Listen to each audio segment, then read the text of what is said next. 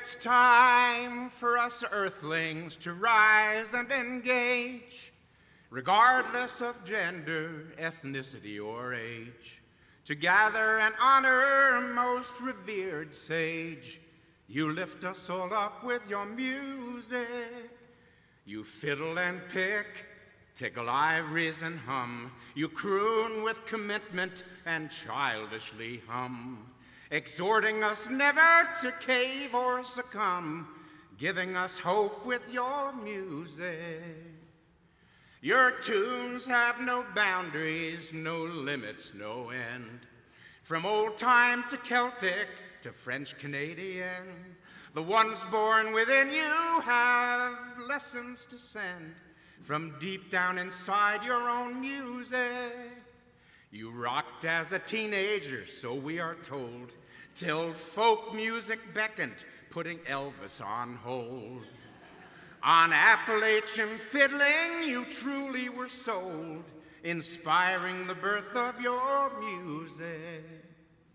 We still hear the great Arm & Hammer String Band, Sublime Metamora, a trio in demand.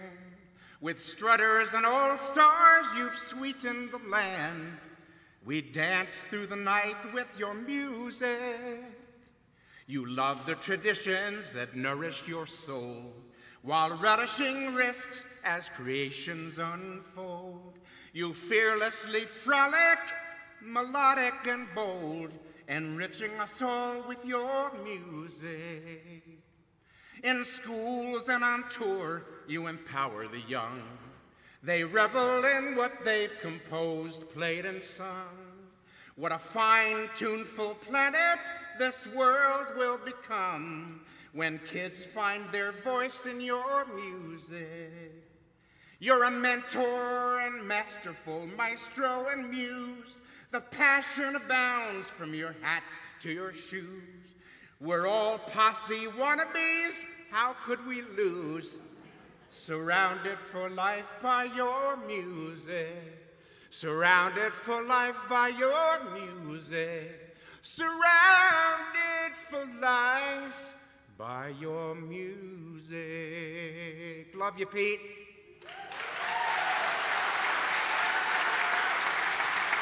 John Gilmore.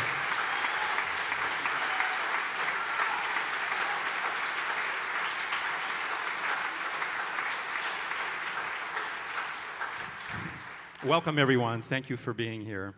All you family and friends and neighbors, near and far, long and short.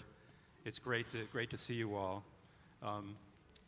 We're doing this for many reasons. I'm sure many of you have your reasons for being here. And I could fill up the next 2 or 3 hours with things to say about Pete and a relationship, and many of you could do the same. But we're here to listen to a few folks that were invited to share some things, some experiences, and some music and stories that they have had with Pete. So you'll be seeing and hearing many of those folks. In the days, I think maybe the day before Pete passed, I asked him about a couple of projects they had in mind. Probably more than that, but I wanted to know if it was okay with him, and this was one of them. I want to do a tribute. Of course, at the time, it wasn't something Pete could do. That was the thing that he really wanted to do, was to be part of it. But he is, right? He's here with all of you and everything that we know about him. So that was okay. I explained that. I explained that some of the parameters around what we would do, we would make sure that the folks that were up here would be folks that had a close connection over years or situations, and that was okay. I also asked him about a film project that Larry Edelman and I initiated, and that's still something in process. Galen Kilburn, who's around here somewhere, he's way up on the top. He's a student of Pete's and has had experiences in that respect, and we're going to keep working on that. And Galen's going to be walking around doing some footage that might get included in the film.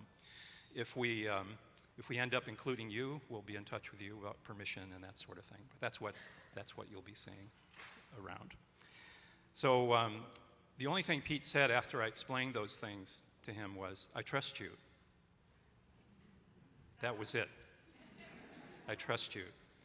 That, the more I thought about it, the more responsibility that felt. So I've really tried to do this tribute in a way that Pete would be okay with, and I'm given all the people I've seen already and the people who are here, I'm sure he'd be delighted. And so I think we've lived up to that. So far, so good. All right, so before, I just want to turn this over to two hosts, friends of Pete's, friends of mine, folks that I thought could help us facilitate what could easily become 6, 7, 8 hours of music and keep us on time and that sort of thing and provide some of their own perspective. Will Mentor and Sarah Blair, and you'll be hearing from them shortly. Okay. How about another hand for John Gilmore?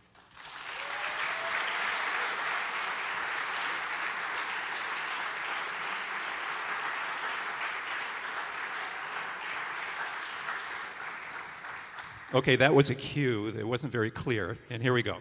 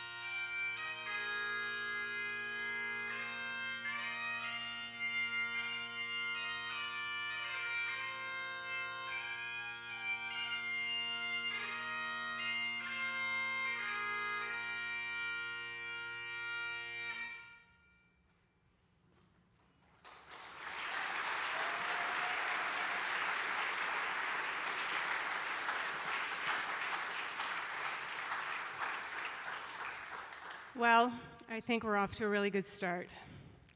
First, John's beautiful song, and now processing Piper. I don't think there's anything better than that. So this is Tim Cummings. He's going to be our first instrumental artist today. Now, I know I'm going to be introducing to you people that most of you know, people that knew Pete, part of this community that Pete was so instrumental in creating, that we all have benefited from and grown within. So it's a beautiful day, and thank you all for being here while we celebrate and remember our great friend. So Tim is a Vermont-based composer and instrumentalist, chiefly the pipes, as he has so far demonstrated. He plays contemporary music, trad music, sacred music from the British Isles, from Appalachia, from Cape Breton, from Brittany, and I'm sure other places. Perhaps he'll go further afield. Between 2006 and 2022, he was also a neighbor and colleague and close friend of Pete's. So what a privilege to get to live next to Pete and play music, share repertoire, collaborate on albums, writing music together, concerts, building that community, which is what Pete was such a genius at. They also shared jokes Turns out there are a lot of bagpipe and banjo jokes, and they are, many of them are the same joke. Just, just a little tweak and it'll work for anything. So today he'll be playing Highland pipes and Scottish small pipes and low whistle. And he's joined by friends that you'll be seeing some of these folks coming and going today. And I'll let him introduce what he'll be playing and who he'll be playing with. But Tim Cummings. Thank you, Sarah. Thank you all. It's a huge honor to be here today, celebrating our friend, and what a testament to who he was by this turnout, by these musicians on stage. This is such a joy, such a privilege. I thought I would just quickly mention the tune that I played coming in on the Highland pipes was perhaps the only tune that Pete wrote for that instrument, called Callum's Dream, and he titled it after a dream that his son Cal had when he was a boy. That was a very poignant dream, which I cannot remember the details of it enough to share here, but I love the tune. I love that he wrote something for the Highland pipes. So it seemed fitting to blast your eardrums just briefly today with that. One of the projects that Pete and I did in more recent years was messing around with pipes and fiddle and banjo and taking Scottish tunes, pipe tunes, and turning them into hoedowns. We did our own transmogrifying that way. So I want to share one of those right now. We'll do another one in a little bit. But I am so happy to be joined by Anna Roberts-Javalt, Lee Blackwell, and Oliver Scanlan, who have taken a moment to learn these unusual tunes here. So this first one is called Jackson Falls.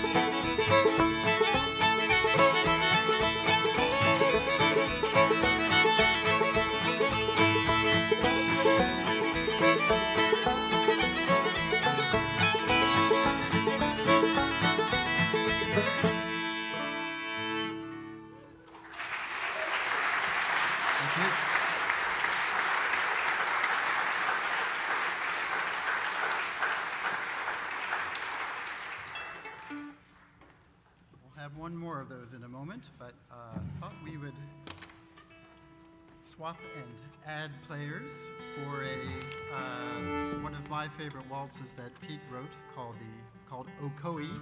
It's named after a river in southeastern Tennessee, not too far from where I was born. That is generally a fairly peaceful river, but from time to time they release the dam and allow it to get a little wild for some rafting, kayakers and rafters. So this is the Ocoee, and we have Alex Keller down from Quebec playing the nickel harpa. Many thanks. And Tristan Henderson on guitar.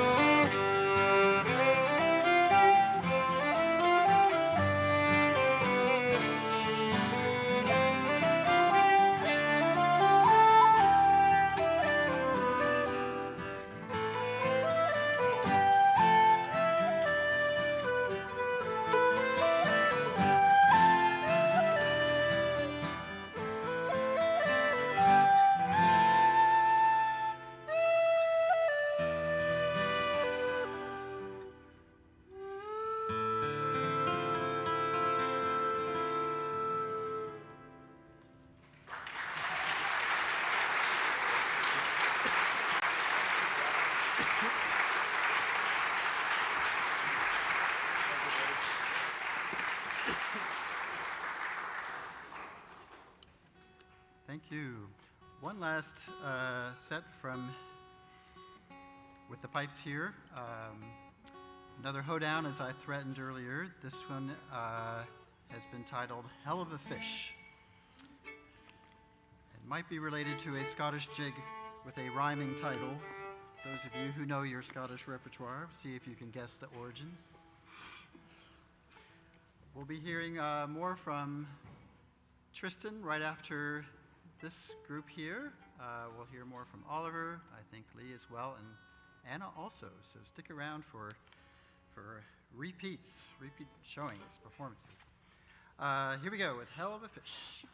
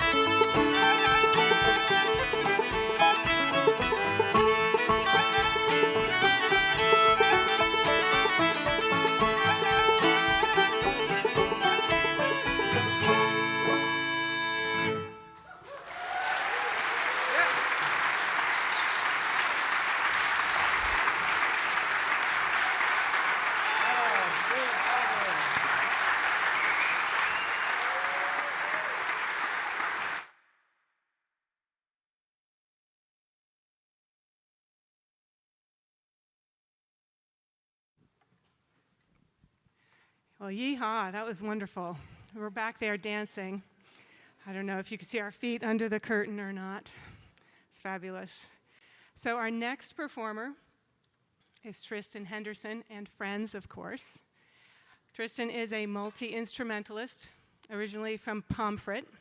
He started playing music when he was about 10, and he's played lots of different styles, but he came to the right path when he met Pete in around 2009. I'm just kidding. There are many paths, many paths. Anyway, he met Pete in around 2009 at trad camp.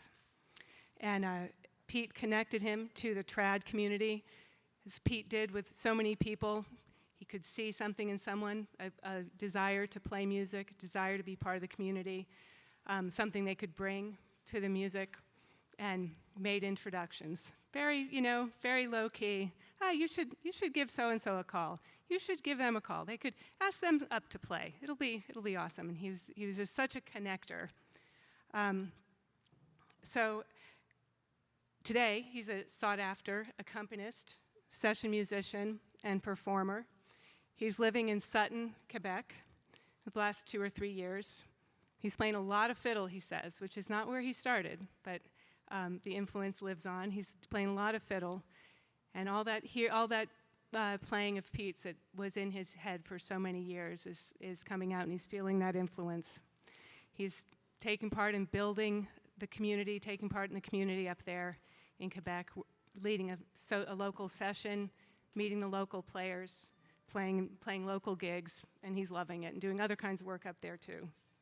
Of course, he spent years with Pete and Oliver in Pete's Posse, traveling around, and sort of a whole new opportunity for Pete to be heard to new folks in new places. So here you are, Tristan Henderson.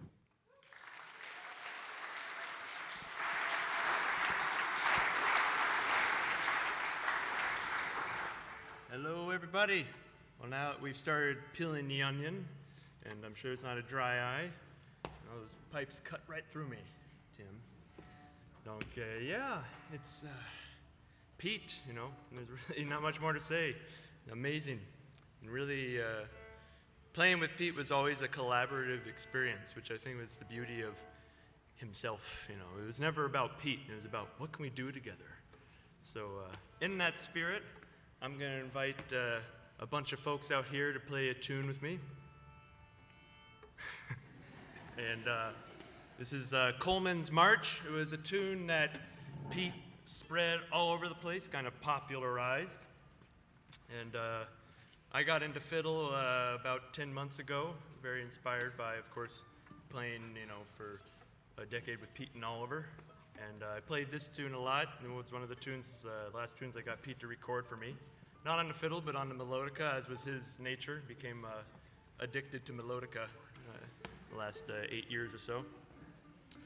So on the day he died, I played this tune probably a bunch, a lot of tears, a lot of fiddling, and I also listened to his recording 8 Miles from Town, his first album, I believe. There's a track on there where it's just Pete playing Coleman's March, but it's by the end of the track, it's about 8 Petes.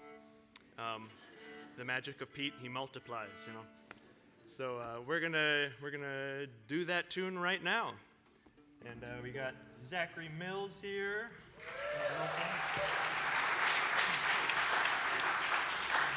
You already know these guys, right? Tim, Oliver, Alex, and this guy right here, Hank Gordon, came all the way from Seattle for this show.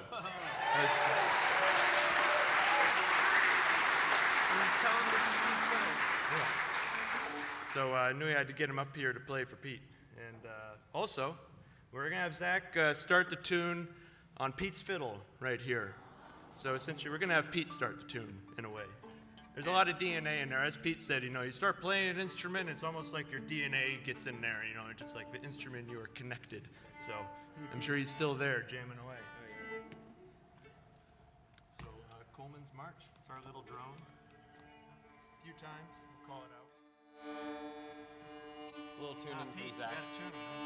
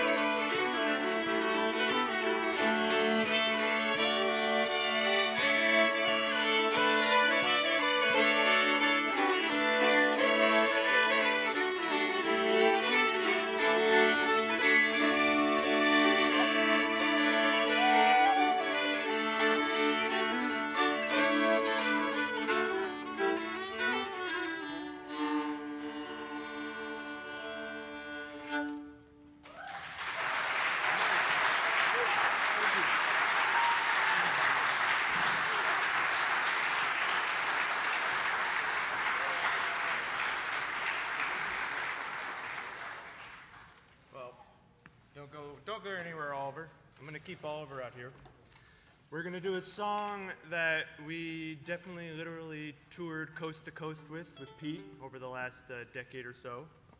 We got a few 100,000 whatever miles on this song, and as with many of Pete's songs, it kind of summarizes Pete really well. He was always a real grateful dude. That's right. And so this is called A Grateful Place. We got requested this one a lot back in the day. Pretty much gratitude. It's where it's at. That's the beauty of life. Now, I could say more, but I'm going to let the song or Pete speak for himself.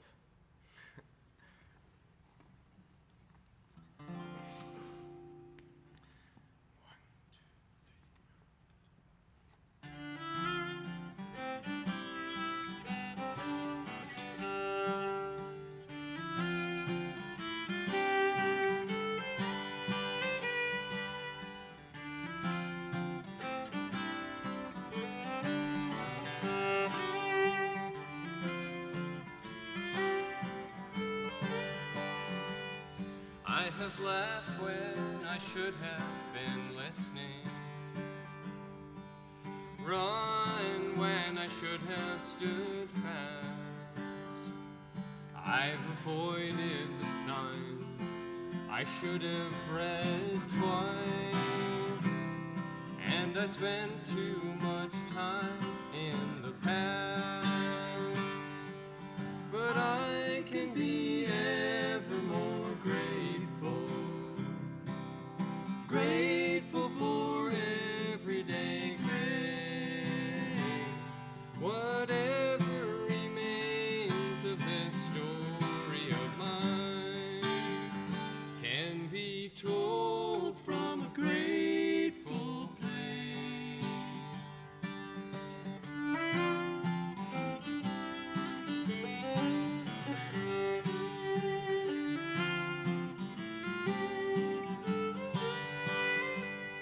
There are friends who no longer walk with me. Oh, I miss them with each step I take. But they shine through my work, and they smile through my songs, and they speak with the choices I made. And I can be ever more grateful, grateful for everyday grace. Whatever remains of this story of mine can be told from a grateful place.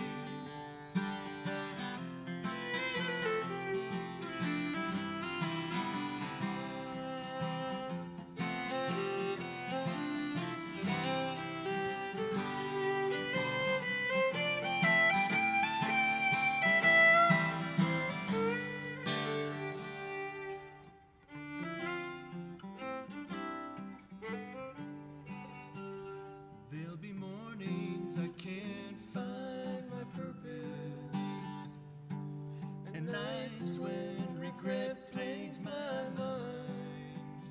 Oh, but sweeter indeed will this life seem to me when the time comes to leave it behind. And I can be ever more grateful, grateful for everyday grace. Whatever remains in this story of mine Can be told from a grateful place. Can be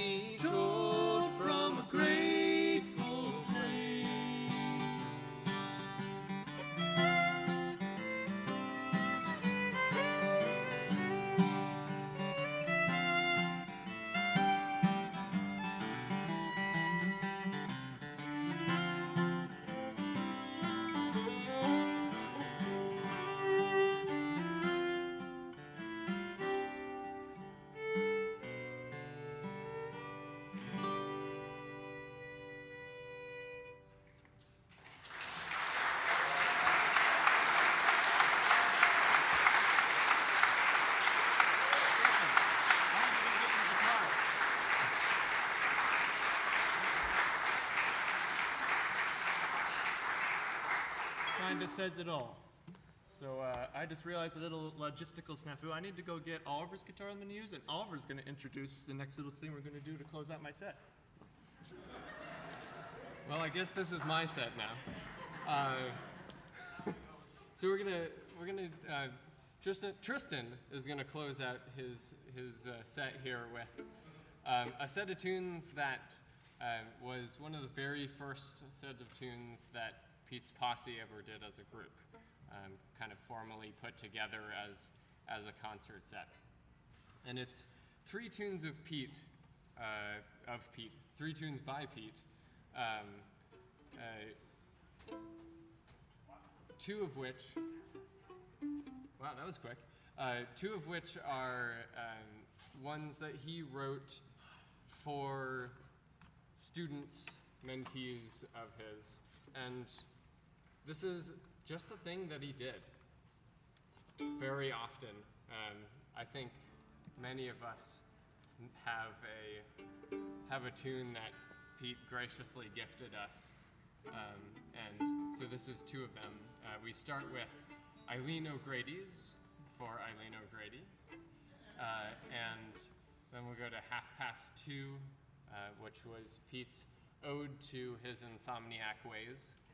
And we'll finish the jigs part of the set with a jig that he wrote for Christopher Craig, one of my former bandmates when I was a youngin'. But it was written for his dream of skydiving while playing a fiddle. Fun Spirit, just flying out. I don't think Chris ever did that. We'll have to ask him. Bucket Got it. list, you know. And then Tristan and I played a song called Snowflake yesterday, and I think we figured we'd continue the snow theme with this last tune. The set ends with a tune that I wrote called The Phantom Snow Day, which was for a day where school was called, and morning came around, and the sun came up, and it was beautiful and like 50 degrees. So, yes, that's the Phantom Snow Day. He had this funny way of you could tell when he liked a tune that you wrote, that you played him. And this was one of the first ones I guess he liked of mine. Yep. It was that little twinkle in the eye. It was like when you're on stage and I played a chord that he liked, and he'd just be playing back. That was a good one, you know. Didn't have to say anything, just kind of looked over his shoulder, like, yep. Not bad, not bad. So anyway, That's in it. All right. All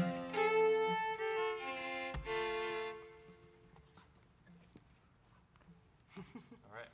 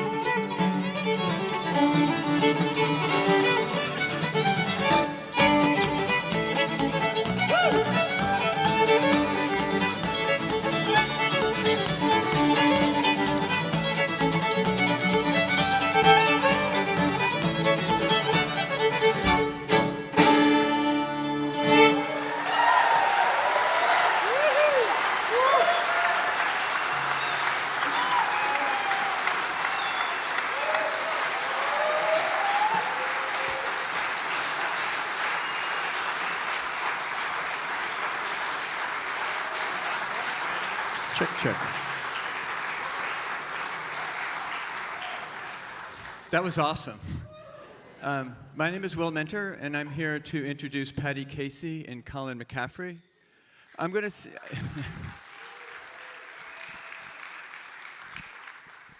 My one thing that I wanted to say to you about Pete, because I called with him a lot, I was in a lot of different situations with Pete, he always had the long view in any moment.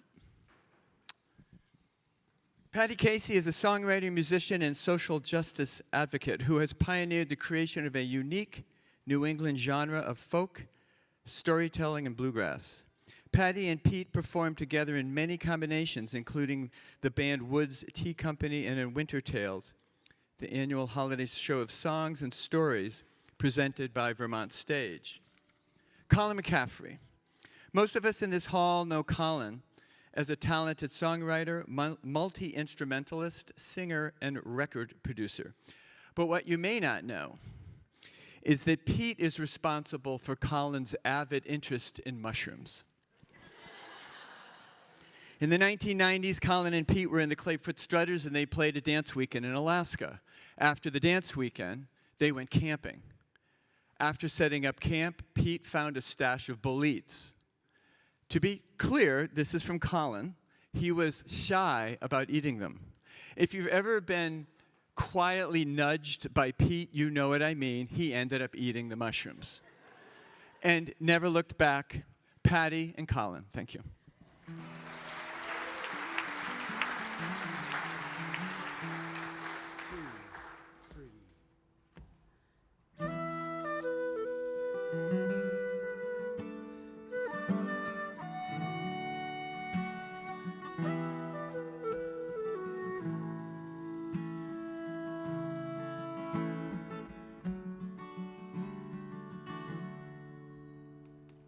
This hill town, as farmers we've been, since grandfather's father these hills ventured in. 3 sons we raised up here to carry it on.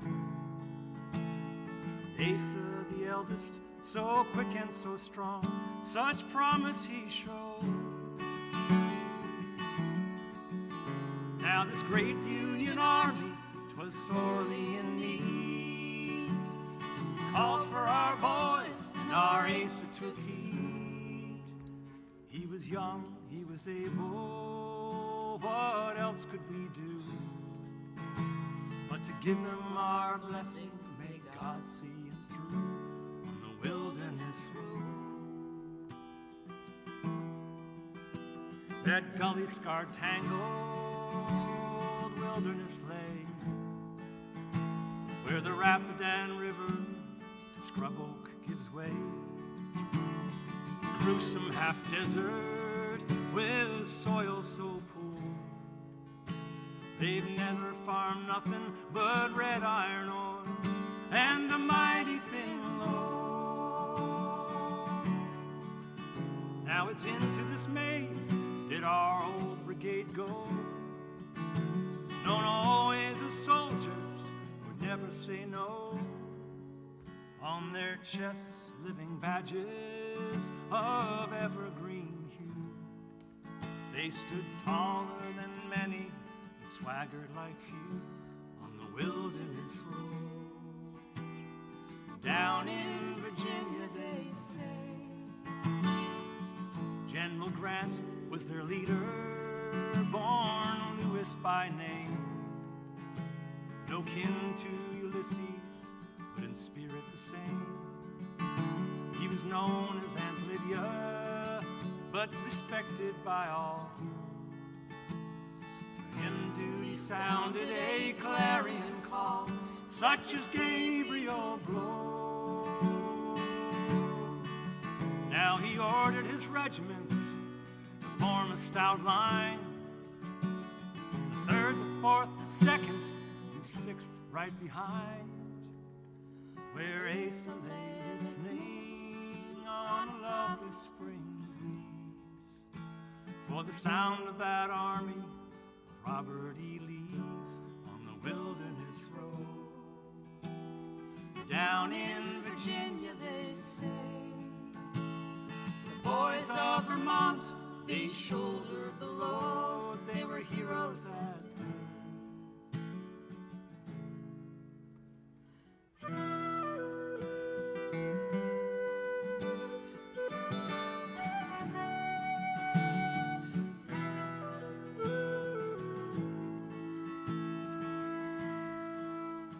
They threw up crude breastworks from fence posts and logs, and they crouched down below them as patient as dogs.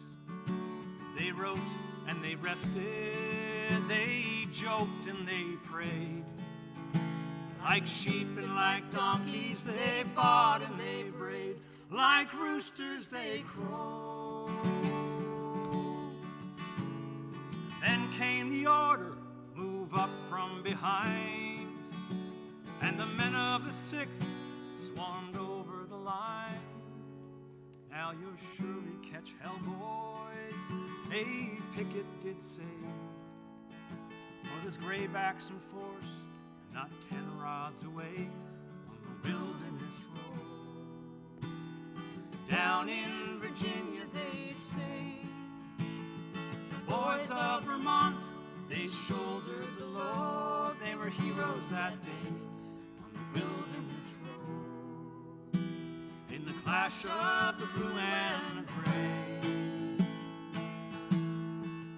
now a hellfire of battle, the thickets consumed, and the ground was mown down by the devil's own broom, where bullets split boulders and splintered new bark.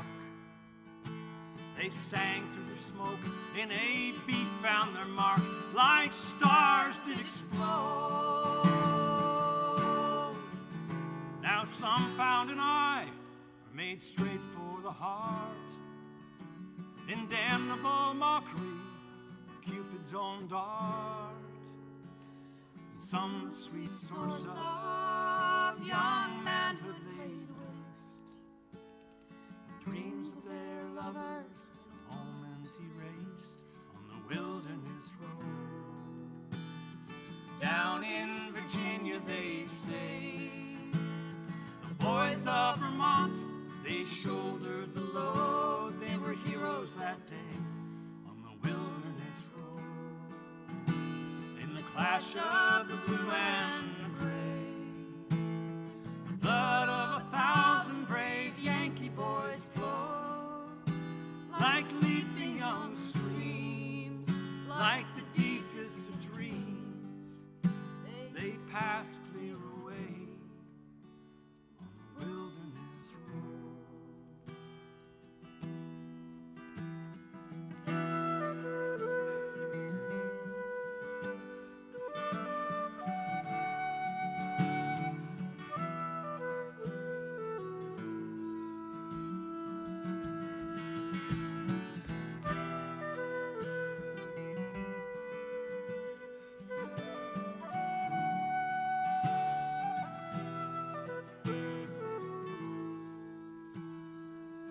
Now we've clear-cut these hillsides to render potash. The woolly merinos, they brought us some cash. And then when they did it, well, we knew we could cope, 'cause we never known nothing but hard work and hope. It's a long road we've hoped. Now an ace's return is some measure of joy, but the fight for the Union got the best of our boy. For tell me what use will he be on the farm? Johnny Reb's musket blew away his right arm on the Wilderness Road. Down in Virginia, they say, boys of Vermont, they shouldered the load. They were heroes that day on the Wilderness Road. In the clash of the blue and the gray, the blood of 1,000 brave Yankees boys flow like leaping young streams, like the deepest of dreams. They pass clear away on the wilderness road.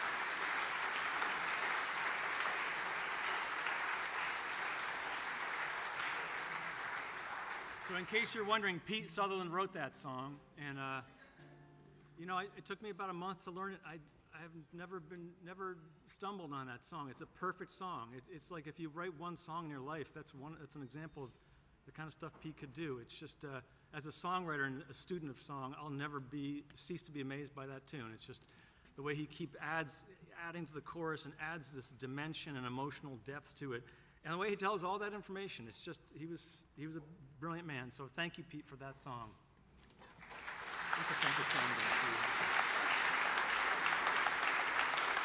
I also want to really, really quickly thank Oliver, Julie, and Kaylee for doing such a great job with the sound. It's so nice to have good sound. Thank you.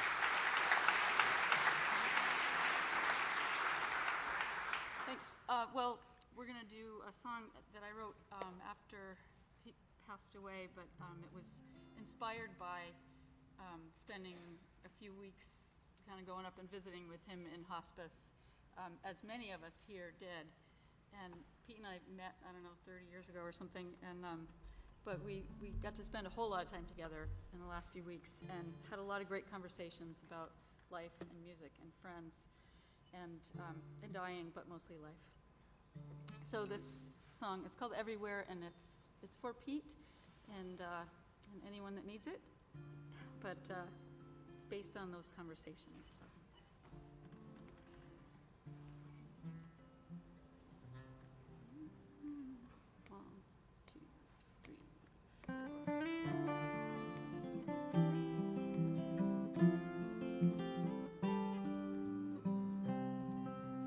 I know where I left you.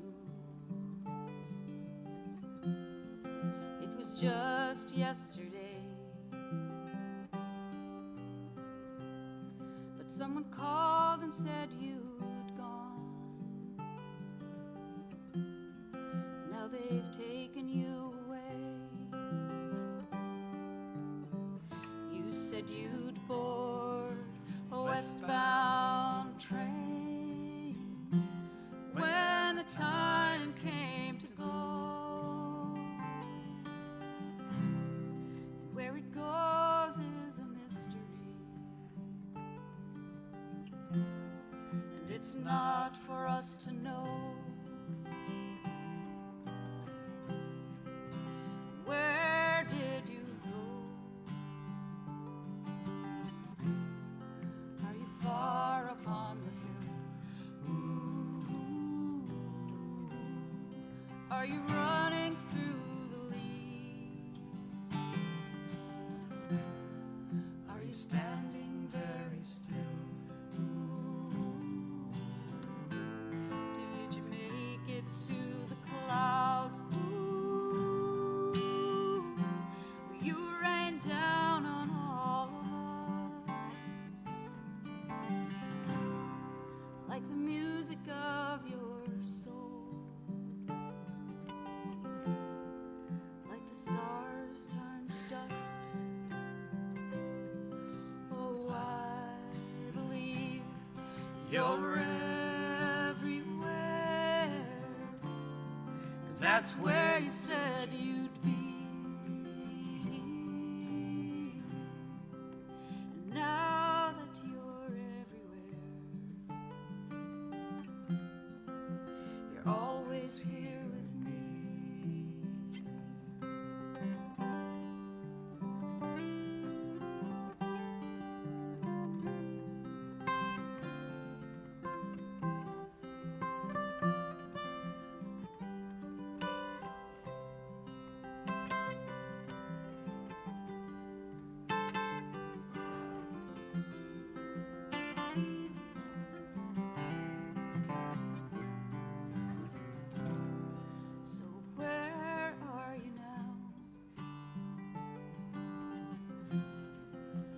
found a place to rest. Ooh, with fire crackling close and a cat curled on your chest. Ooh, are you singing with the angels? Are you flying through the air? Are you floating down the river? Or are you everywhere? Oh, I believe you're everywhere. 'Cause that's where you said you'd be. Now that you're everywhere, you're always here with me. Now that you're everywhere, you're always here with me.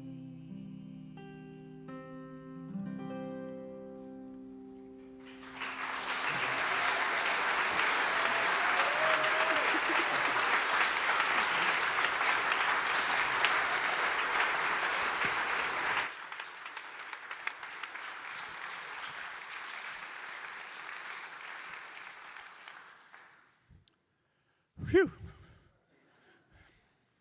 Next up is the Youth Commission. I think Mark Sustick has put in 4 billion hours with the youth in this area. And yeah, Mark.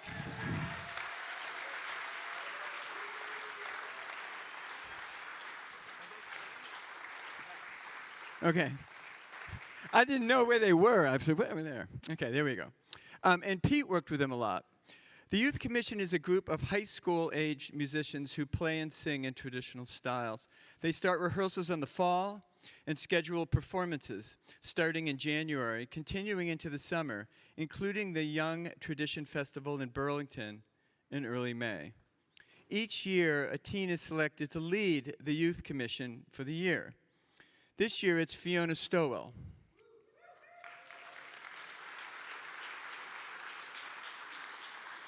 So we have on stage, we have Fiona. Could you just raise your hand because I don't think I'm in order here. Fiona Stowell, fiddle, vocals, dancing from Montpelier. Emmett, there you are. Emmett Stowell, piano, banjo, and vocals from Montpelier. Owen Kennedy, fiddle and vocals from Winthrop, Maine. Fern, oh my gosh, am I going to get this right? Fern Tamagini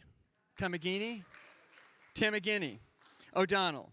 Fiddle, feet, vocals, and dancing from Wareham, Massachusetts. And then Grace Martin, mandolin, guitar, and vocals from Lyndonville, Vermont, the Youth Commission.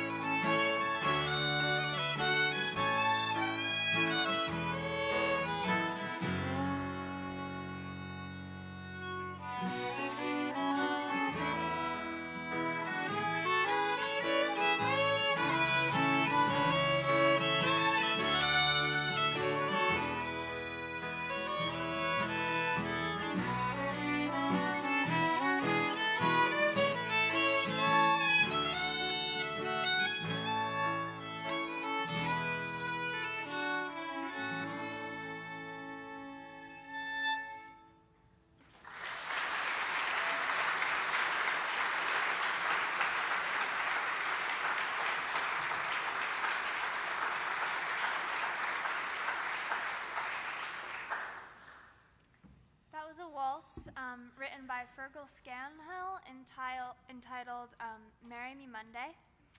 And I was lucky enough to get to visit Pete a lot before he died. He was living right around the corner from my house, so I visited with him a lot, and it was really, really lovely at the end of his life.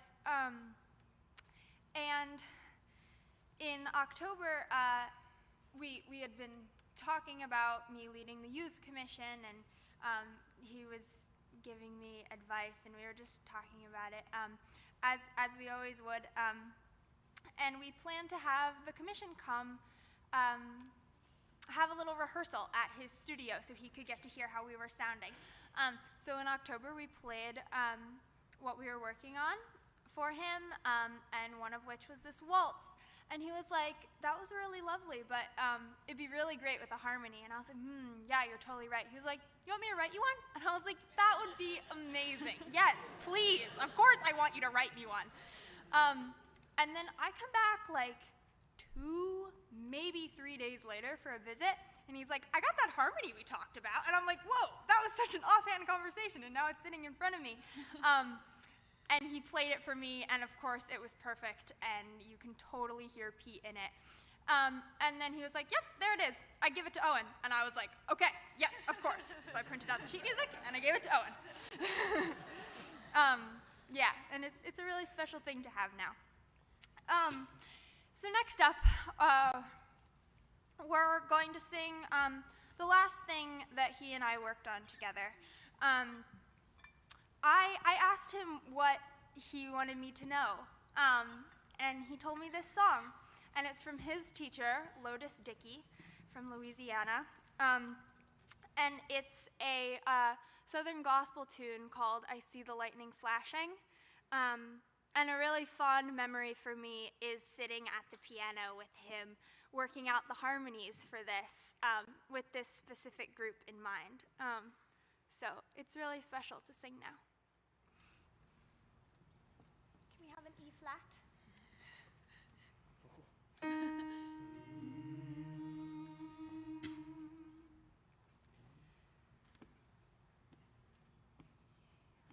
I see the lightning flashing, flashing, flashing. I see the lightning flashing on that gray day.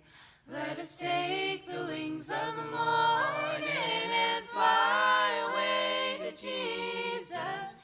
Take the wings of the morning and fly away home.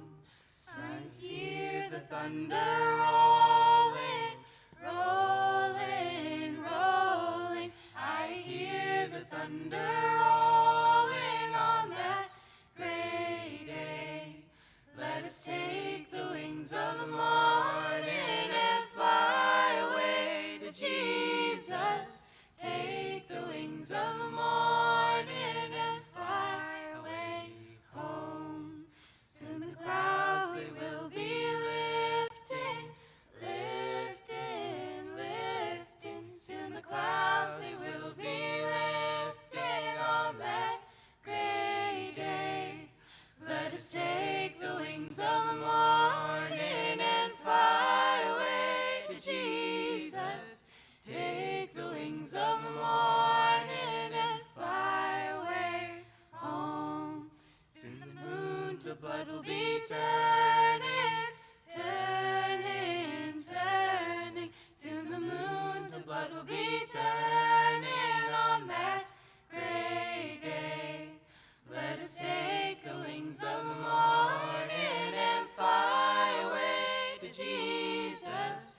Take the wings of the morning and fly away home. Soon the day will be dawning, dawning, dawning. Soon the day will be dawning on that gray day.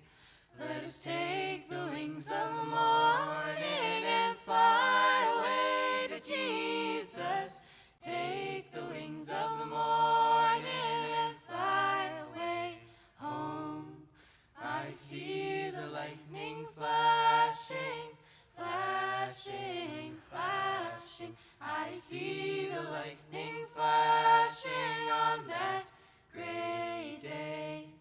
Let us take the wings of morning and fly away to Jesus.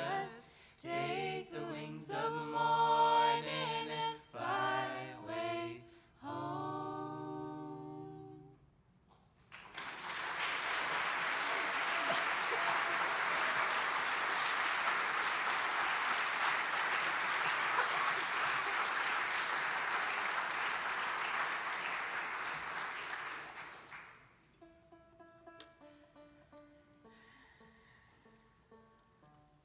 So Pete used to always say, we tune because we care. And as a banjo player, I care a lot. And so this next set is a set of tunes that I learned both from Pete. Last summer, he was going around teaching all his banjo students this one tune because he thought it was a really good tune to know, and it's called Banjo Tramp. And when Fiona approached me to be in the commission, she wanted people to bring their own sets, and I'm like, well, I want to bring Banjo Tramp. And I talked to Pete about it, and I was like, was that like enough? And he's just like, no. So he taught me this great old-time tune called Sally in the Garden to go before it. And yeah, that's that.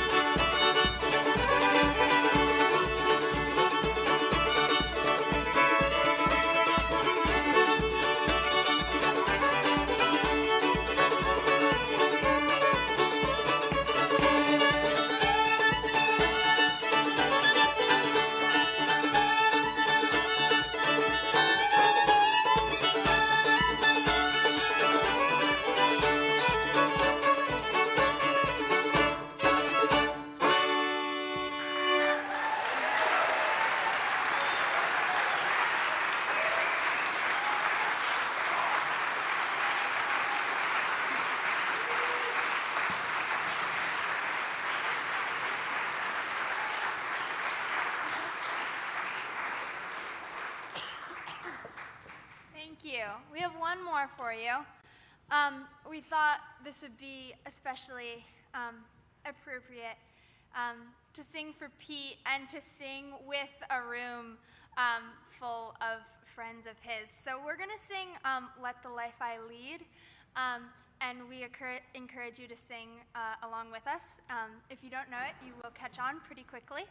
But this song talks about letting the life I lead speak for me after I pass on. So it feels especially appropriate, and I can vividly hear Pete in my head, like calling out each next verse with such sincerity. Let the friends I have, let the love I feel, let the work I do. So we hope you enjoy and sing along.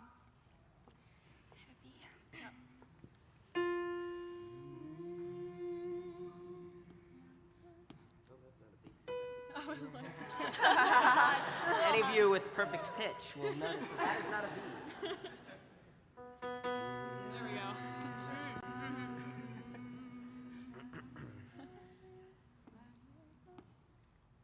Let the life I lead speak for me. Let the life I lead speak for me. When I'm lying in my grave and there's nothing more to say, let the life I lead speak for me. Let the love I feel.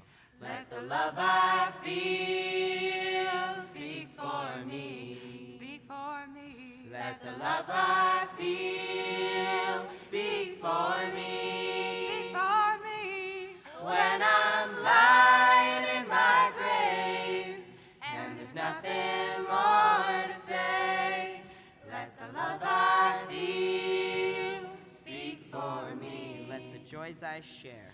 Let the joys I share speak for me. Speak for me. Let the joys I share speak for me. Speak for me. When I'm lying in my grave and there's nothing more to say, let the joys I share speak for me. Let the friends I have. Let the friends I have speak for me. Speak for me. Let the friends I have speak for me. Speak for me. When I'm lying in my grave and there's nothing more to say, let the friends I have speak for me.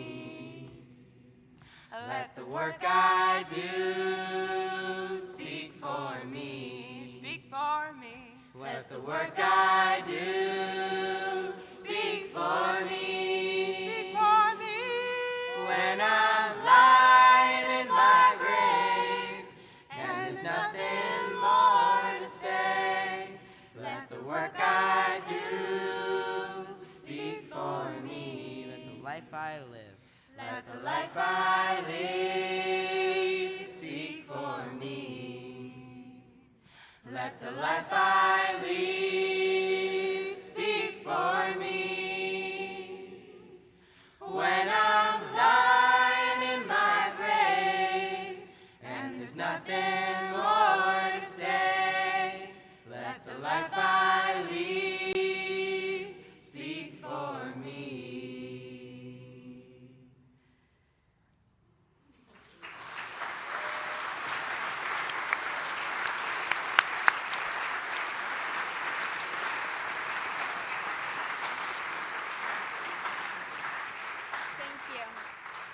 Thank you all.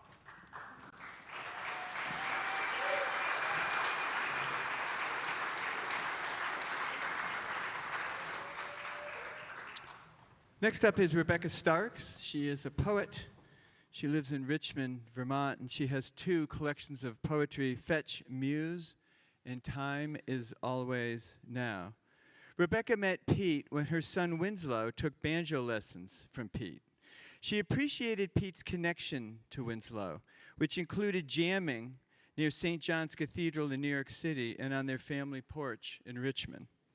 As a writer, Rebecca and Pete traded books and CDs.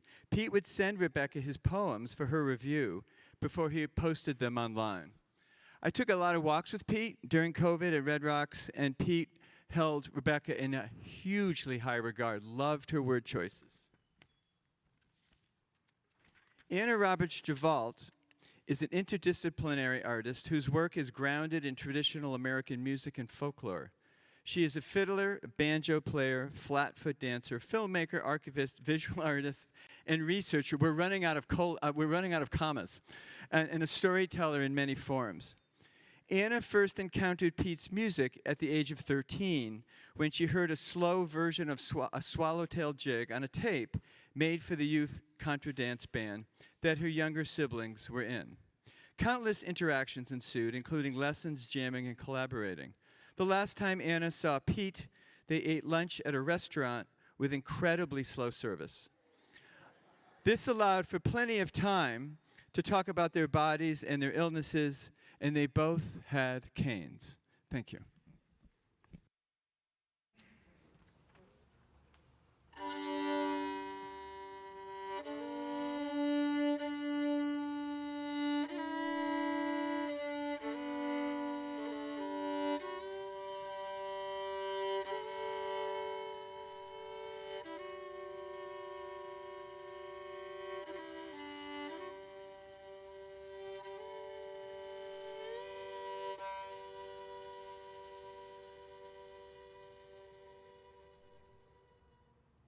Ecstasy.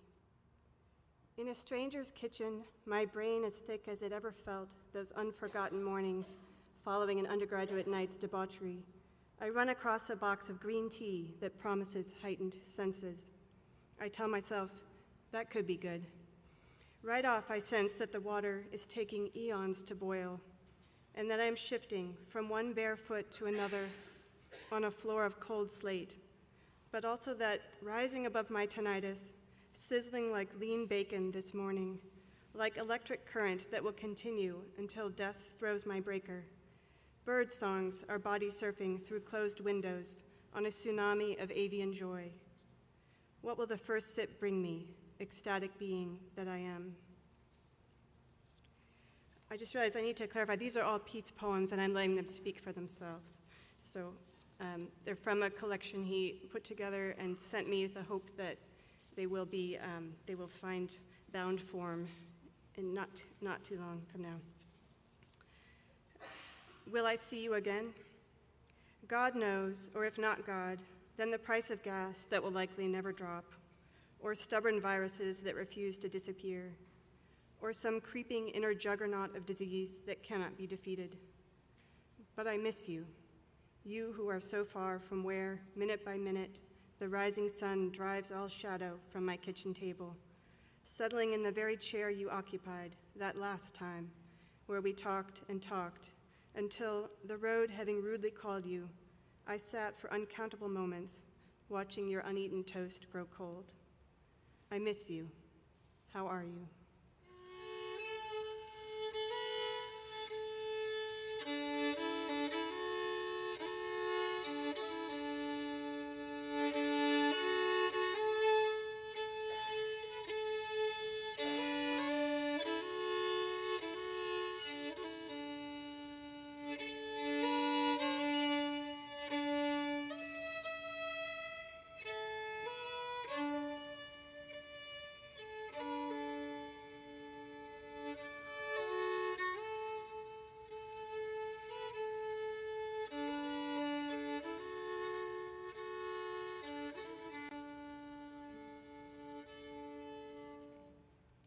The spell. A summer evening, so perfect it must have its own calendar page, and I am again on an old man's porch. On a fiddle of no great provenance, he passes me a melody far older than his grandfather. In a fold of the multiverse where I am the old man, I pass it back, a message in a bottle. He spits, says, "By God, son, I've not heard that one in 40-odd years. Sure gets to you, doesn't it?" I want to be casually clever and say, It's tunes like that causes me to forget all my damn passwords. But instead, take a sidelong glance at the midsummer sun, a fat king on his hilltop throne who, and I believe I've never been more grateful for anything in my life, who is taking forever to abdicate. First world nomad. What does the nomad have to say of home? The first world nomad, I mean, houseless by choice. That home is where the heart is, the heart, the haphazardly packed vehicle, and the laundry, clean but rarely folded, that there's no place like it, the 9/11 address of your truest self, but that it's also the place to start from. And if one is to acquire the state of grace known to the wisest of us as impermanence, one would do well to keep a foot hovering, tracing a next grateful step on a wide, welcoming earth.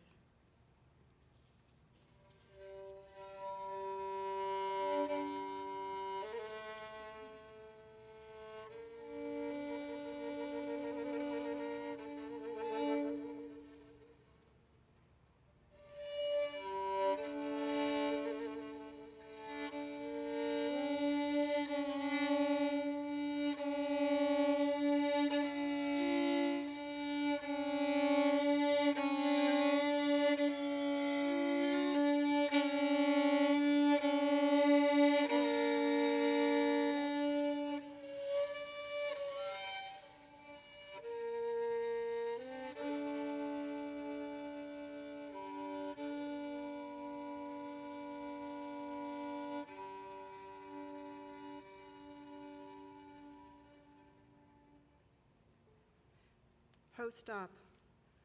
The stretch of my spine still functioning according to its maker's original design has been wanting a word with me.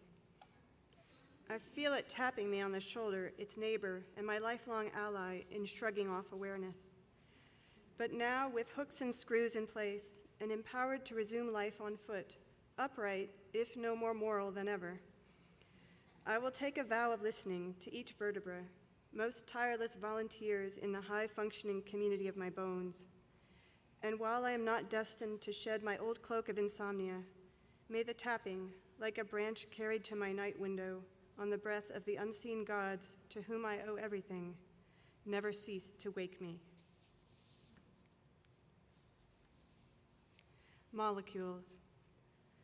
Of all the foolish guesses about the afterlife, and for which, fog lights and hazards on, folks, it's all guesswork out there, I vote for this.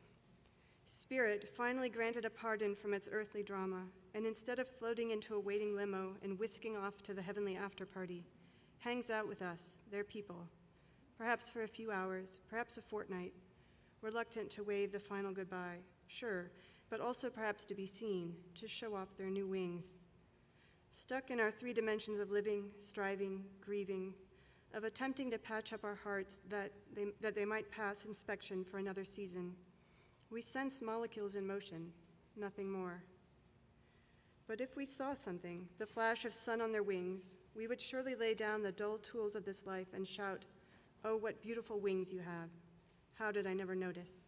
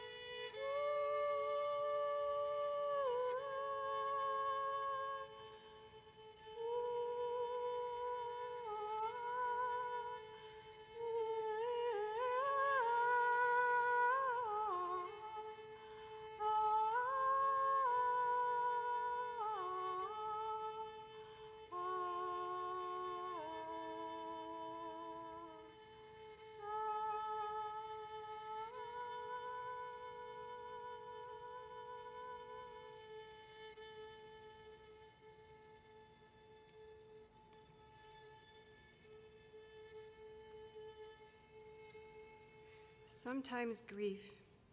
Sometimes grief roars over me like a hated squadron of overpriced airplanes on a still midwinter afternoon, rising from the cicada buzz of my tinnitus, disarming my peace pact with myself, with the mountainside, broken for the short duration of its flight. Sometimes grief is an approaching crow, saying every sad thing in its heart with a single wing flap. Big honking world. Turn left, turn left, turn left, turn left. Their call as rhythmic as a turn signal. Turn left, turn left, turn left. There, I spot them coming in hot across the park, across the treetops not yet leafed out. Turn left, turn left. Only 3, but resolutely holding formation. Turn left. They turn right and vanish. So many things I have misunderstood in this world. So damn sure I heard the muse herself calling me in one direction, perhaps only imagining I would be borne skyward while gravity silently beckoned. Let go, let go, let go.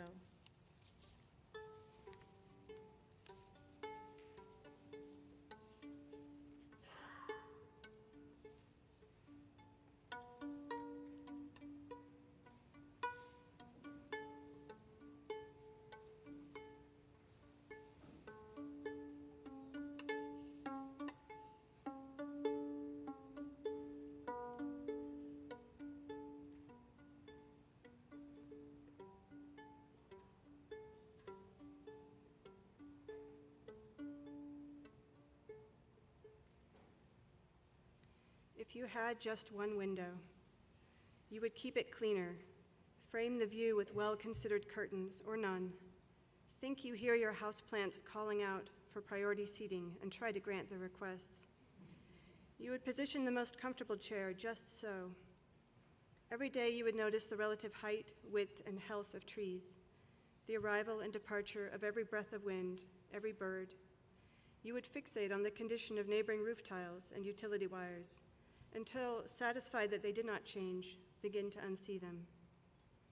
You would begin to accept your small blessing from that one patch of sky, from that one sun that, like the truest of friends, and though mostly elsewhere at any given hour, has the power to lift your impossibly heavy heart, to flood your drought-stricken being with light.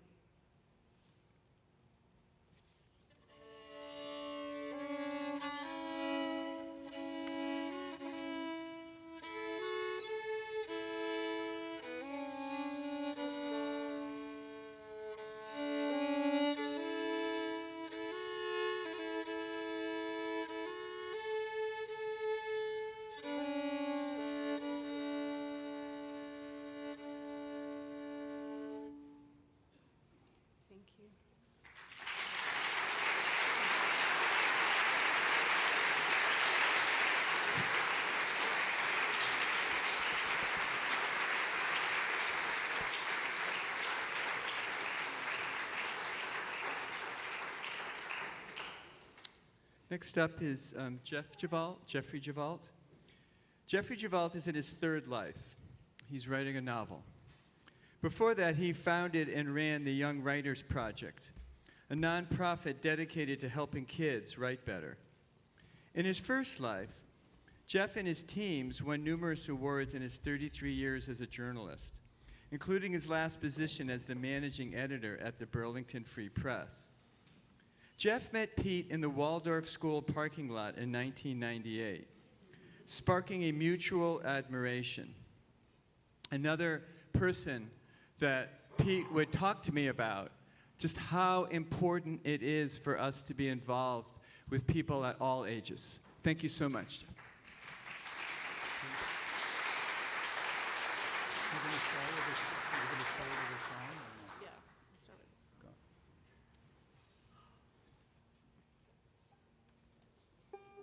It's my dad, also. I brought the ringer.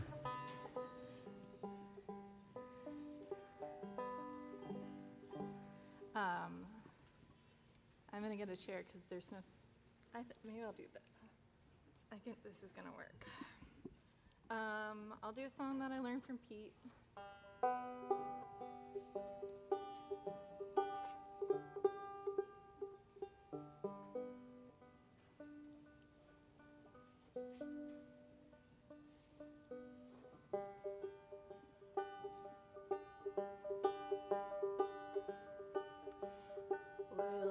You go where you go to the highlands of heaven.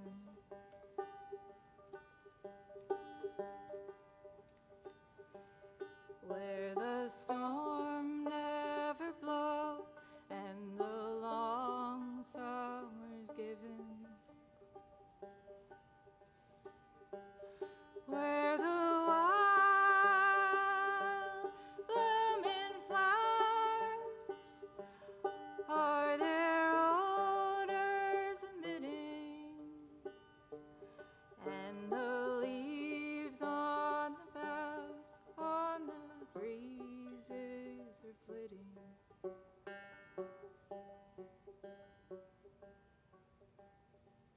Where the saints robed in white glenned in life's flowing fountain, shining beauteous and bright, shall inherit the mountain.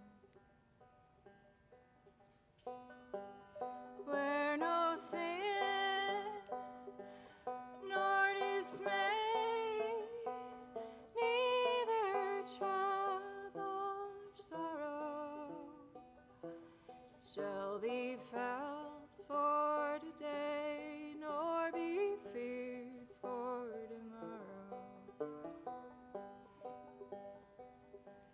Where the wild blooming flowers are their odors bidding, and the leaves on the boughs of the breezes are flitting.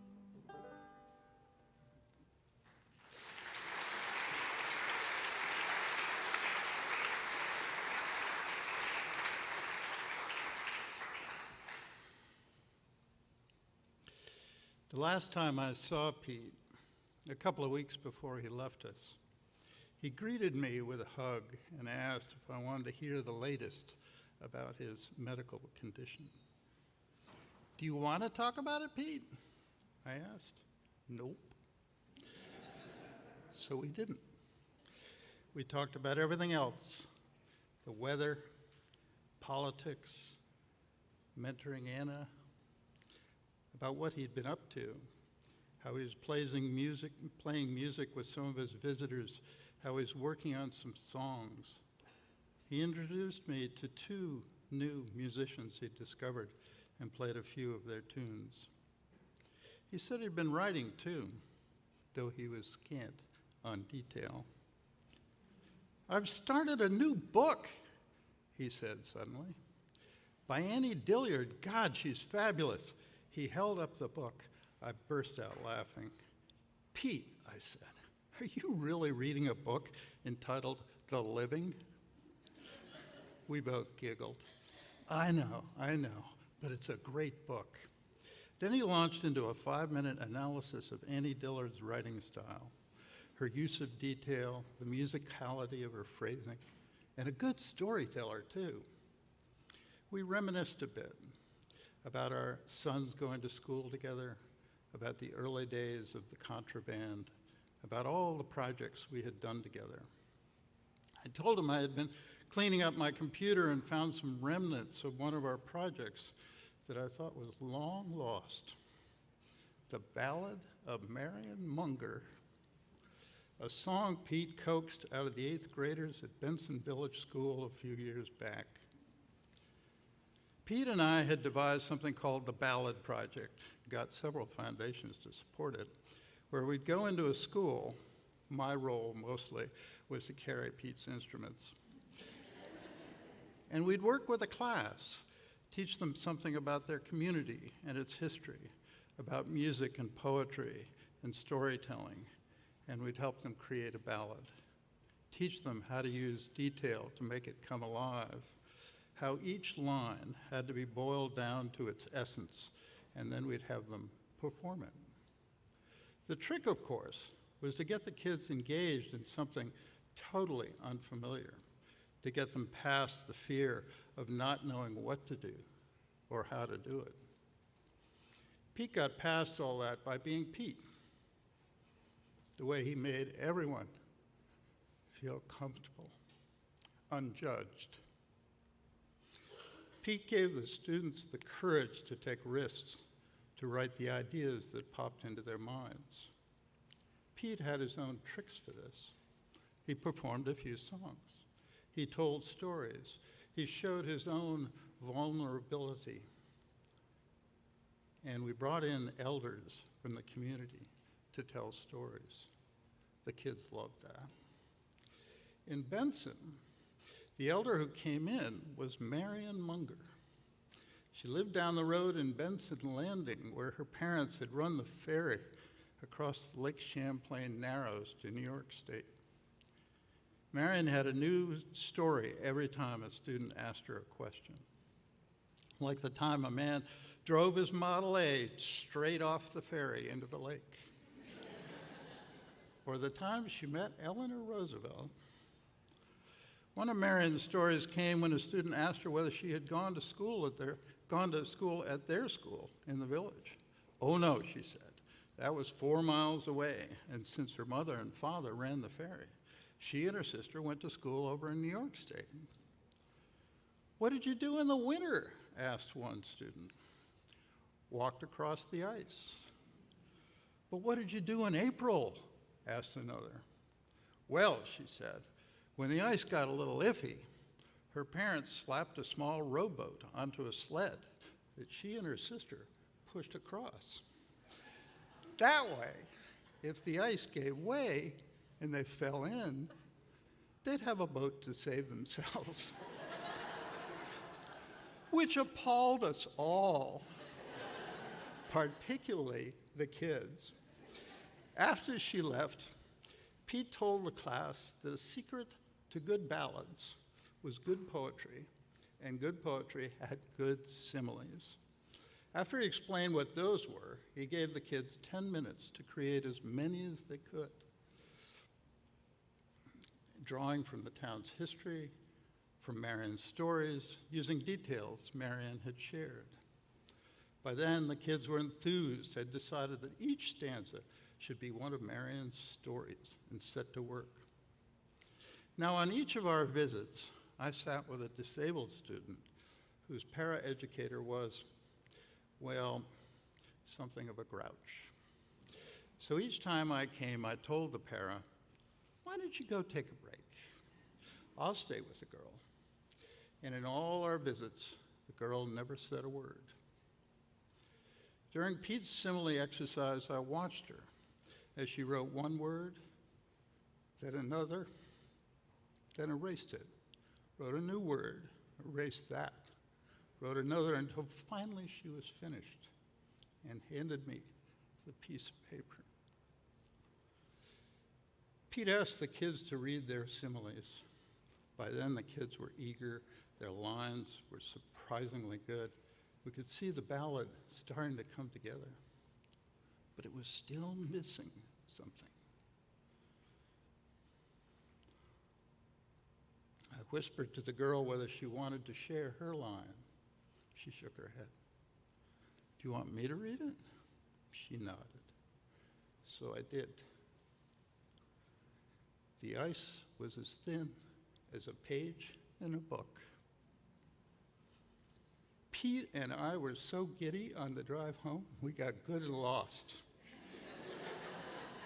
We took the back roads, of course, because this girl had given us her class, Pete, me, the town, Marion, the backbone of the song. It was the one line on which the whole ballad could hang. Pete couldn't believe it. And we both were so moved by which student had come up with it. Over the next few days, Pete took the lines the other kids had written, did some tweaking, and built the song around the rhythm of that girl's one line. When we returned a few days later, Pete sang it for them. They suggested some changes in the lyrics. One student allowed us how maybe a different key would be nice. And then they gave it a few practice runs, because by then the kids had gone from reluctance to commitment and were gearing up to sing to the school, the whole school. in the gym. The teacher, Mary Gunn, and the school, though, had bigger ideas. They invited the whole town to come in. And a week later, the entire school, several hundred people from town, a reporter from the Rutland Herald, crowded into the Benson Village School gymnasium for lunch, and a song from the 8th graders. Marion Munger came, of course, and she was some surprised by every last part of it, including the photos we had the lunch lady, her granddaughter, dig up of Marion's early days, which we projected onto a giant screen.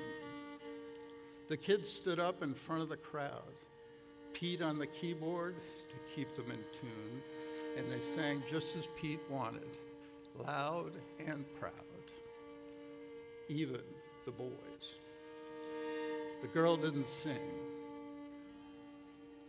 but when they got to her line, she beamed.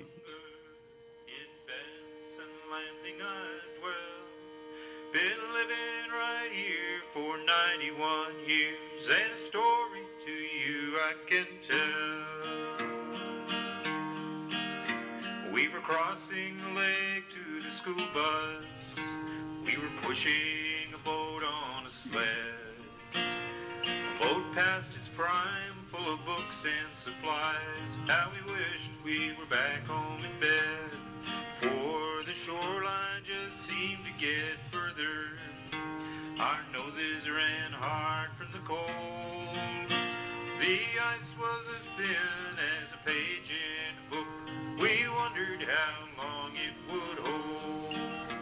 Hey sis, we better get moving. I love thinking about that girl's smile, about those kids who at first had little interest in creating a song, and even less in performing it. I think about the project and all the schools Pete and I went into, about the companionship with Pete, who can best be described as a man who had unquenchable generosity and who made you think you were the center of the universe. On my last visit with Pete, when I told him I'd found the materials from the Ballad, I asked him about how he felt about republishing it. He thought that was a fine idea.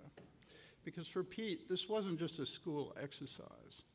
This was part of continuing the tradition of gathering stories from elders and turning them into song, and of assembling young people to create them, help them appreciate elders and their stories of everyday life, and help them understand the value of music.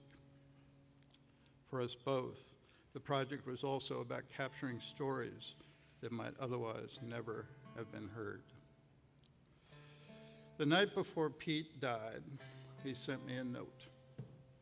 I share part of it only because I think it reveals so much about Pete. His philosophy, his view of friendship, and his ability to express the essence of an idea, to boil it down into one stanza, one line. I know that I will be with you forever, Jeff. Carry my energy with you and with every part of your life and your world. Love you, Pete.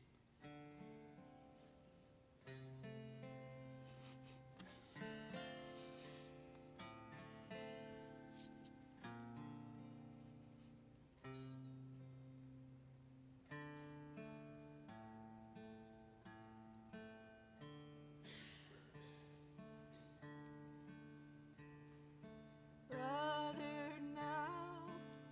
Damn it. We're just gonna.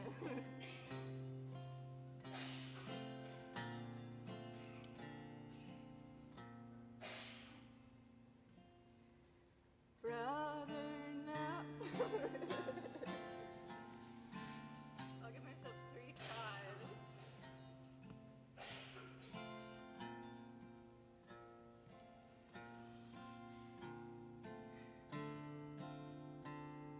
A great teacher, Thich Nhat Hanh, said that if you find your head all kind of moving like the branches of a tree in the wind in a storm. If you can bring your attention down your body to your core, to your abdomen, because if you look at a tree trunk, you wouldn't necessarily know that there's a storm passing. So, brother, now our meeting is over. Brother, we must part, and if I will never see you more, I'll love you in my heart, and we'll land on shore, and we'll land on shore, and we'll land on shore, and be glad forevermore.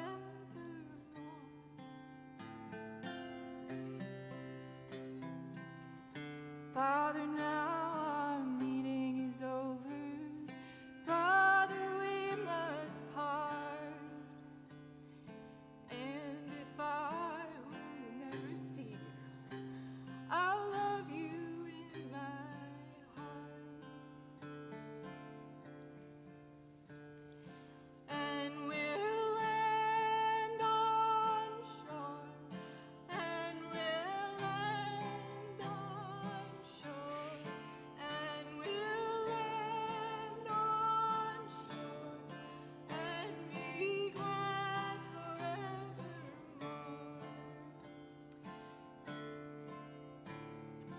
Sisters, now our meeting is over.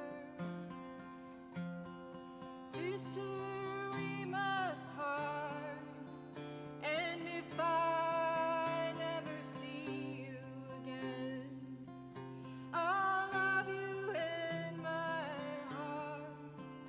We'll land on shore, and we'll land on shore, and we'll land on shore, and be glad forevermore.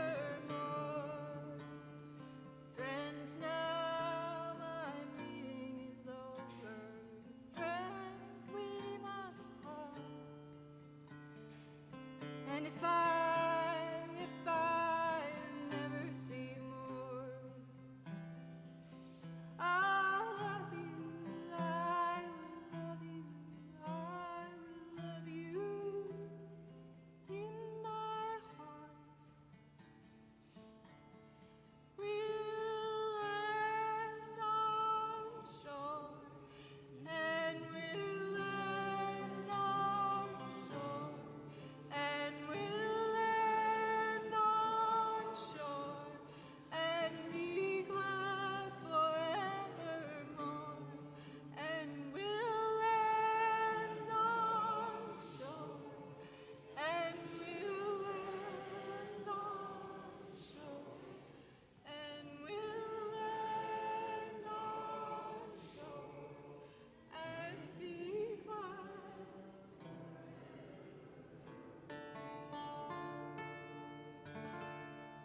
Thank you.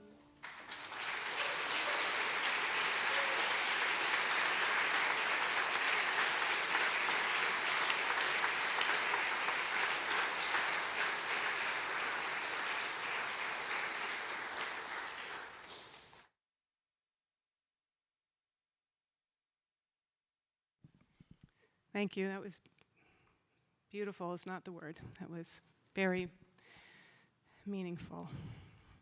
Oliver will be coming back on stage now to do his set.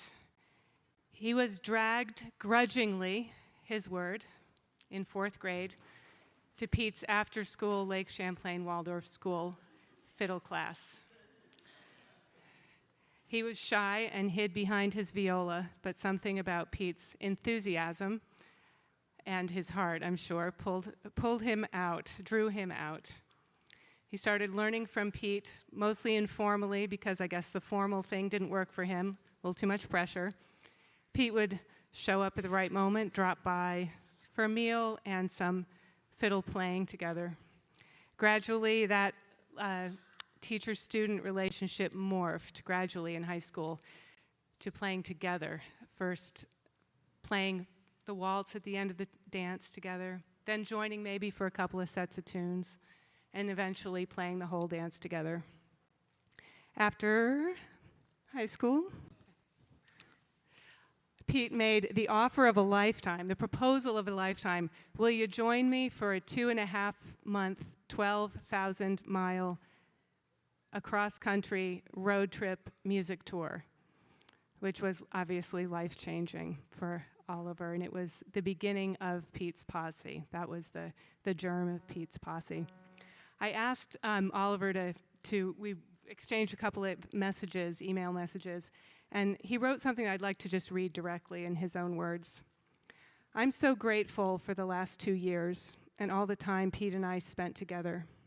So many long car rides, late night walks, dinners with Thai iced tea, of course, Facebook Messenger conversations late at night.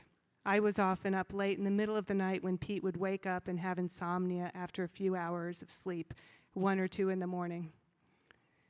We talked about everything: philosophy, religion, emotions, empathy, relationships, communication, navigating personalities. I learned so much about him and myself through these times, and that was the magic of the relationship, a two-way street of learning about each other and ourselves. Oliver.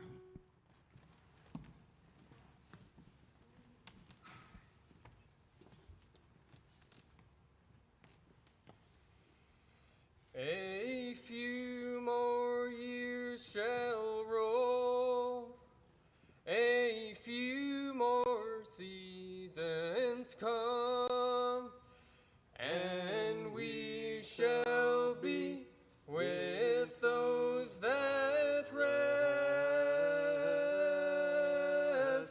asleep within the tomb. A few more storms shall beat on this wild rocky shore, and we shall be where tempests cease and surges swell no more. A few more struggles here, a few more partings o'er, a few more toils, a few more tears, and we shall weep no more. A few more toils, a few more tears, and we shall weep no more.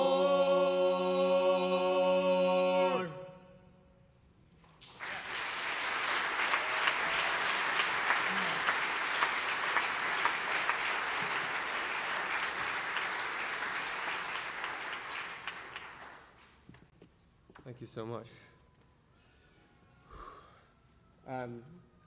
That was Lee Blackwell, who joined us, Tristan and I, there for that song.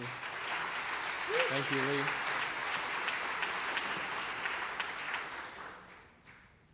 Lee. Lee is one of Pete's oldest friends and very close, was very close with him. So it's really, really nice to get to sing that with him. Can we get a chair? Do you mind adjusting the mics, Colin? I've been doing all this adjusting all night, the afternoon, I suppose, and That's life. now I want to say some things. Not sure what to do. No. Thank you. Yeah, I'm gonna sit down.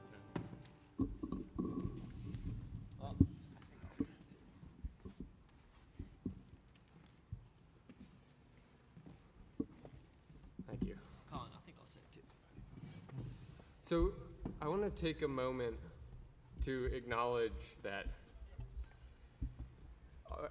all of our MCs tonight, as well as Mark and everyone behind the scenes, but also all of you who had history with Pete. I obviously had a lot of history with him in his final chapter of his life, but you had history with him too, and that's important.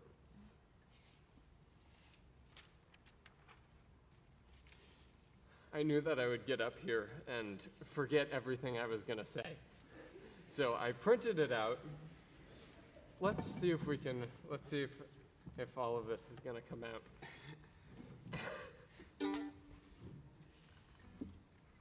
Well, we talk and marvel at Pete's artistry and creativity today.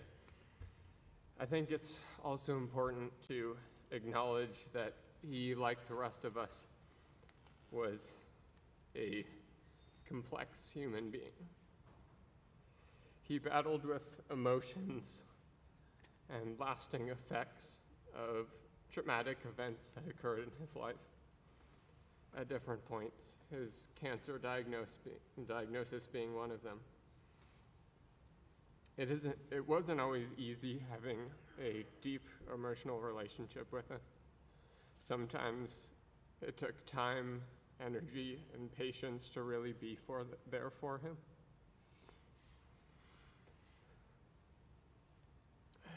You can hear a lot of his struggles in the music that he left behind with us, a lot of which you've heard tonight.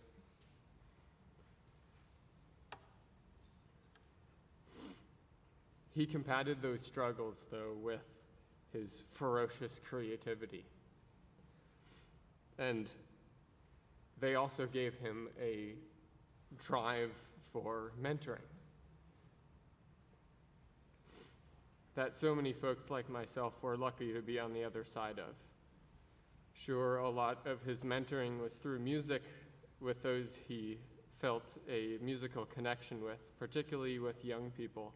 But he also had a great desire just to lift people up, to empower them, was his word. This also meant that when he connected deeply with folks, it was a real connection, real love. I was honored to get a major part of his energy in this regard for his last years with us. And from the very beginning, it never felt like a typical student-teacher relationship. We would call it mentoring. It was a good way to describe it for most folks, but somehow that never really gives the full picture. It never captured everything that the relationship was. Zach, Fiona, and Emmett, Hank, among others, can certainly relate, and I'm sure each of us would have our own unique way of describing our relationship with him. It was more of a partnership. This is my attempt at describing it for all of you. It was more of a partnership in a lot of ways. As much as he would teach folks, he also really desired a two-way connection, one that he could learn and grow from, thus empowering me, but also him as well. From very early on with many kids, he embodied this type of mentality by working with folks musically, starting by teaching a tune and then allowing his mentees to contribute creatively from the get-go, even when he could have easily jumped in with his own brilliant, often better than ours, creative inspiration. And of course, he would make suggestions and help us grow creatively, but he did so in a way that fostered and really made our creative input feel valued.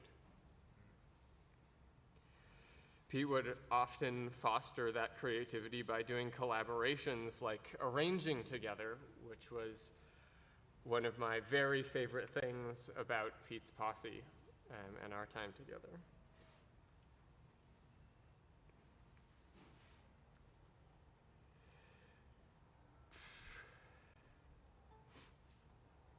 I lost my place. I knew this was going to happen.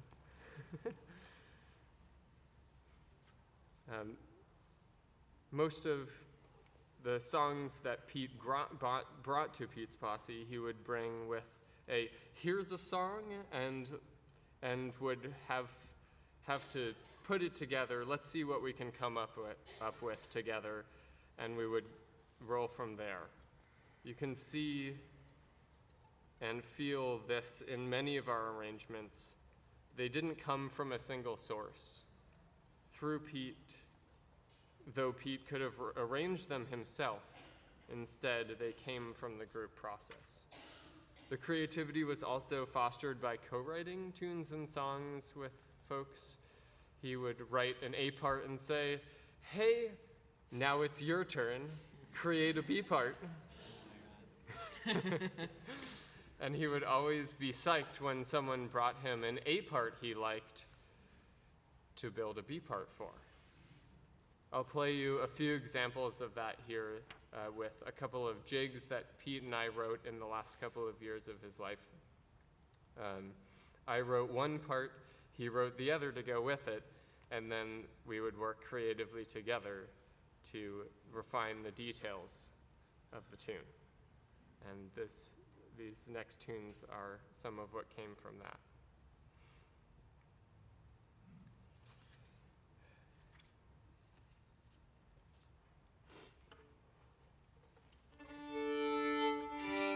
So we'll play this. These first two tunes are a tune that Pete and I wrote and dedicated to Yazi Zeichner, our friend, and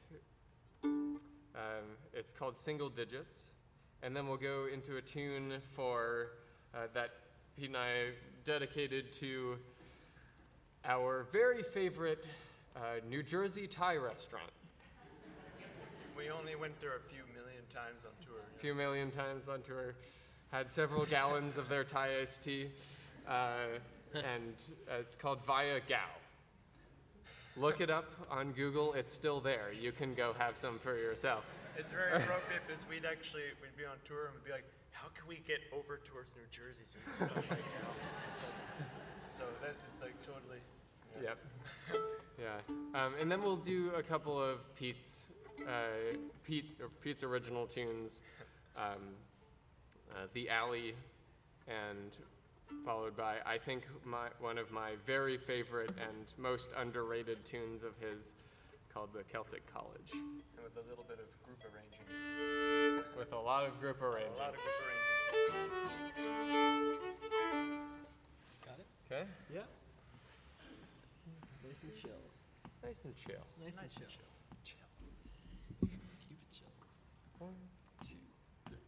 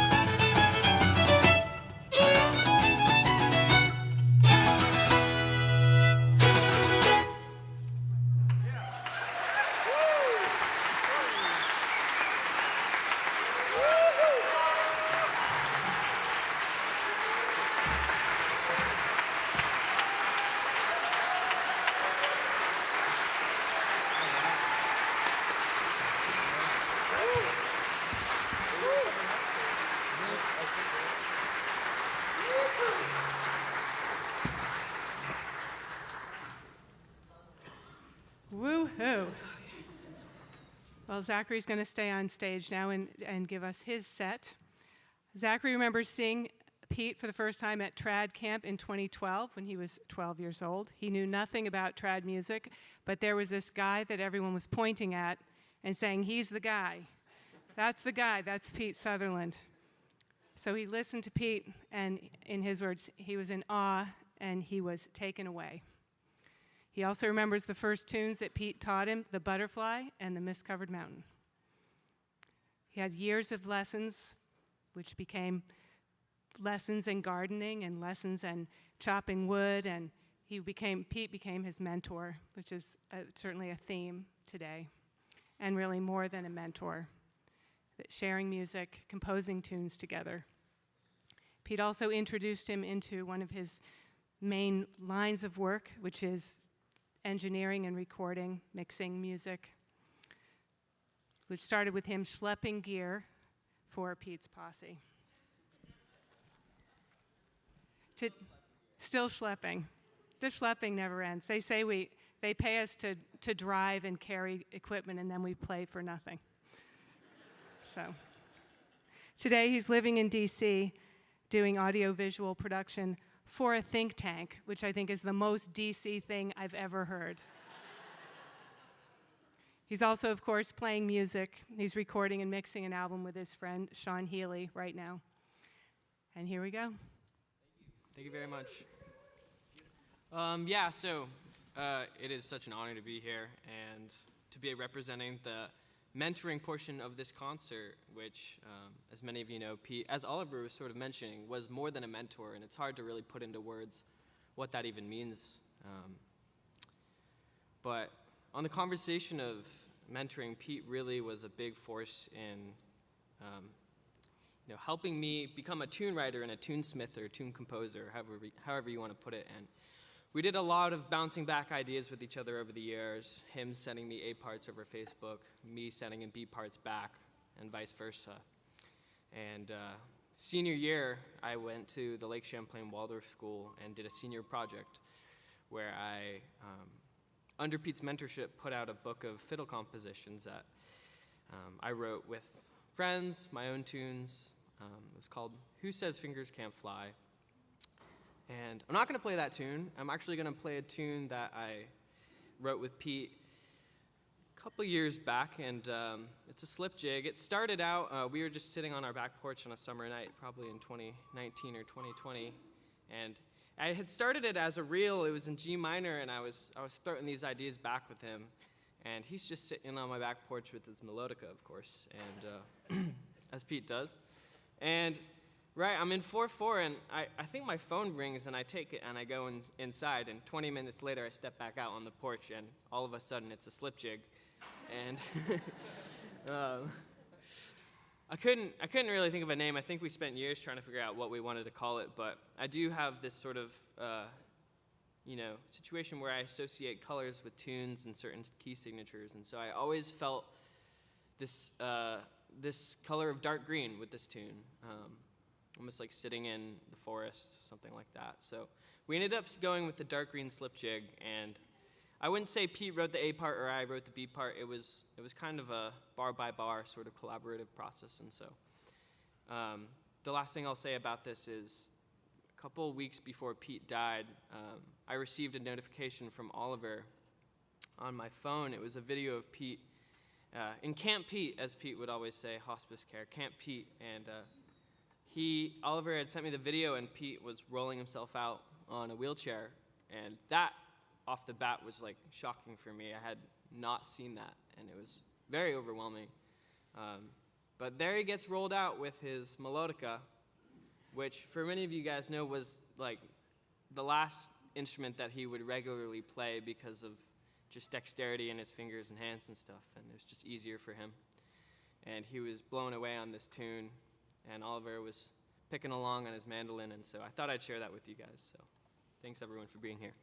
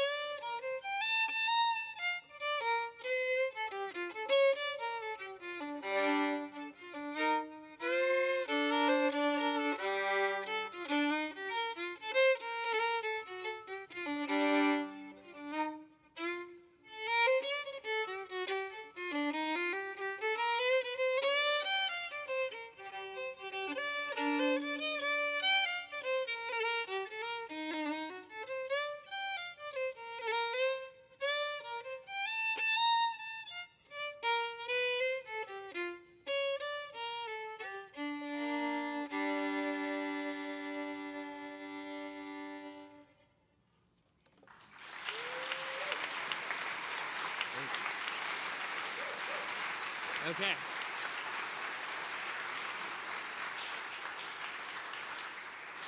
I got one more for you guys, and I'm gonna invite Pete's Posse out on stage again one more time. I guess now they're my posse, and a friend, Dove Schiller from the beautiful Burlington community, and we're gonna play some more compositions. The first is called Cabin Fever Rag, which was inspired out of feeling really, really cooped up at home during the course of 2020. And it's a tune where I think I wrote the A part and I bounced it off these guys, and Oliver took the B part, and Pete wrote the C part, and it's a fun little one that we have not played in many, many years. And we were on the porch this afternoon just running through what we wanted to do, and I was like, hey, you remember this one? And of course, took like 2 times through the tune, and Oliver had it under his fingers in a matter of moments. So we're gonna try that. We'll see if that holds. Yeah, we'll see, I'm sure. And this last tune is a tune that I wrote for Pete in the process of putting out Who Says Fingers Can't Fly, which was my Waldorf senior project. And it's called Real Pete. Woo! Oh! So, we're super excited. And an all-star team here to back me up, so here we go.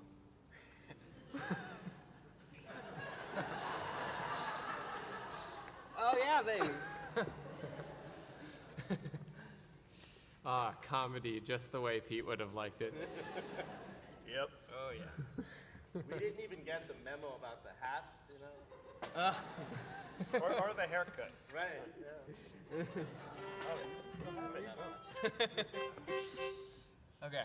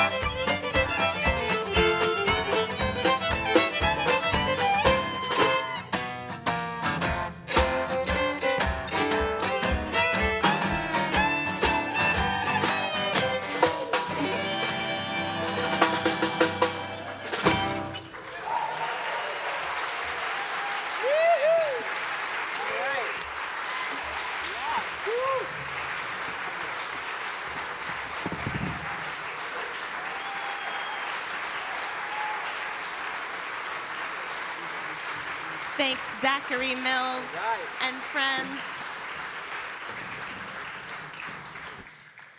Hi, I'm Mary Wesley, and here to invite you in very soon, as we're kind of wrapping up, to a reception in the next room that is hosted by Vermont Folklife, where I work, and we are serving. Any guesses? Thai iced tea, that's right. Got a lot of Thai iced tea that we have been mixing up there in the back during this wonderful concert. Yeah, I'm feeling so full. My grandfather, John Wesley, had a great phrase for days like these. Pretty emotional, bub. That's how I'm feeling. Pete was a longtime family friend, mentor, huge influence on me. I'm a dance caller, and he helped me. The first dance I called was in the Moncton Volunteer Fire Department with Pete and Rose playing. And we got to do so many great things together, and I loved standing next to him on stage. It was just so much fun, and I felt lucky to be a sort of local caller with Pete, and I got to do some of the local gigs. Like, hey, Mary, you want to come call for the tiny super fiddlers at Green Mountain Suzuki Camp again? Like, yeah, I do. I got to head up a crew of teenage fiddlers in painting Pete's house orange. So many good times. And Pete and I really connected as people who were born in Vermont and stayed in Vermont, refused to live anywhere else, but really didn't like winter. And Pete and I think, founding members of, I'm a little ashamed of this, but we called it the I Hate Winter Club. And it was just kind of a way to get through, And we'll work on changing that name. But in the last couple weeks of Pete's life, he messaged me one snowy morning, and said, I'm really working on appreciating the objective beauty of winter, which is, easier to do when I'm inside in bed looking out, but I just felt called to task to continue to kind of work on myself and my outlook on the world. And so anyway, I know we all have so many stories that we haven't gotten to share, and so I hope we may not organize a formal all-together toast of Thai iced tea, but I hope you all find each other, share stories, raise a glass together. There might be a little musical surprise while we're mingling out there, but please join us in the lobby in just a few moments. Mark's going to tell us what's going to happen next. Sure. So the social band is here, correct? Some social band members, great. So social band, why don't you come and gather in front of the stage? I didn't talk to everyone, or Amity certainly, but thank you for being here. I'll just say a few things while they're getting situated here in front. I don't know what we can do, Julia, about the lights or anything, but if we could have the lights sort of, some lighting up here in front. So yes, join for the reception. No surprise that we're overtime. We didn't quite go to the 5 to 6 hours. Brian Johnson, who used to be the manager of the Flynn Space, said if you go any longer, the kids aren't going to be young anymore. So that was a lesson for us. So thank you all for coming. Thanks for letting us contribute to what you think about when you think about kind of what I like to say as the growth of Pete's legacy. If this is not just remembering what was before, this is growing from and continuing on, and I think you saw a lot of that happening. I played a tune for Pete on my last visit, and when I saw him, and he said, you should play more. And I will do that. So that's one of the things I take from Pete, being worthy of his trust and playing more music. And I think about a long concert or a long dance or a long session. I would hear Pete often say, we're just getting started. So we're just getting started on this legacy of Pete Sutherland, the social band, singing us out.